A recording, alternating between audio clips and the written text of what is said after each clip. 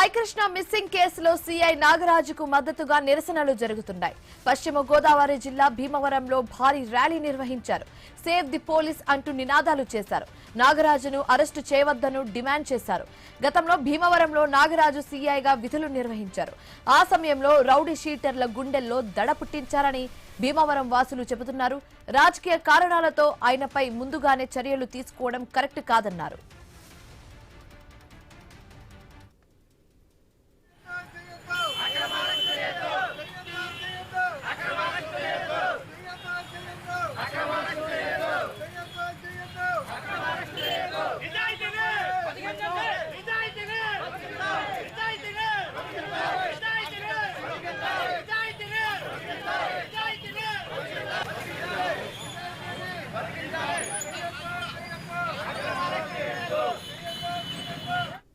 వ్యవస్థ చేతుల్లో నలిగిపోతున్న సిఐ నాగరాజ్ గారికి మద్దతుగా మన భీమవరం ప్రజలందరూ ఈ ర్యాలీ చేయడం జరుగుతుంది.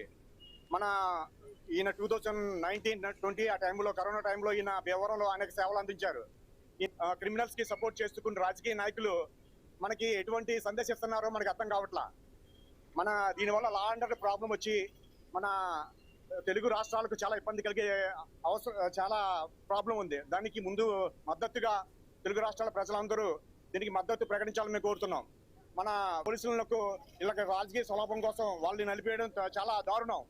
ఇటువంటి నిజాయితీ గల పోలీస్ ఆఫీసర్కి మనం అందరూ మద్దతుగా నిలిచి ఆయనకి సపోర్ట్ గా ప్రతి ప్రాంతంలోని ప్రతి వాళ్ళు మద్దతుగా ఉండాలని నా మనస్ఫూర్తిగా కోరుతున్నాను.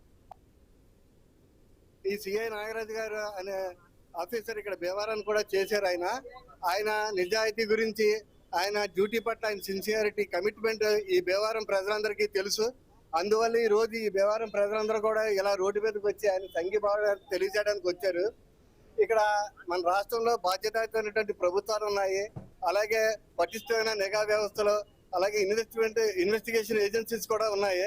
వాళ్ళు ఇప్పుడిప్పుడే పని ప్రారంభించారు. సాయికృష్ణ తల్లి గారు అయితే చెప్పడం జరిగింది, దానికోసం వాళ్ళు ఇన్వెస్టిగేషన్ చేస్తున్నారు. ఆ విషయంలో ఈ నాగరాజు గారి మీద వస్తున్న అనేక ఆరోపణలు, ఆయన ఒక్కడే వ్యక్తి కాదు, అది ఒక సిస్టమ్. అది ఆ సిస్టమ్ లో ఏం జరిగింది ఏంటి అనేది అన్ని కూడా మన ఇన్వెస్టిగేషన్ ఏజెన్సీలు అన్ని కూడా బయటికి తీస్తాయి.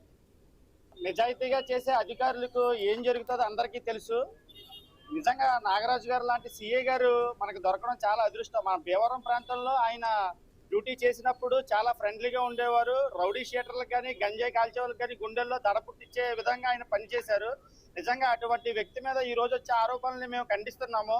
ప్రభుత్వం వారు కూడా ఎంక్వైరీ చేశాక అతని మీద చర్యలు తీసుకోవాలి తప్ప ఇలా ముందుకు వెళ్ళడం అన్నది కరెక్ట్ కాదు. అటువంటి నిజాయితీ పరుని మనం కాపాడుకోకపోతే తర్వాత మన ఇళ్లలోకి రౌడీ షీటర్లు వస్తారు, గంజాయి కాల్చుకునే వాళ్ళు వస్తారు. కృష్ణలంక సిఐ నాగరాజు గారు గతంలో భీమవరంలో పనిచేశారు.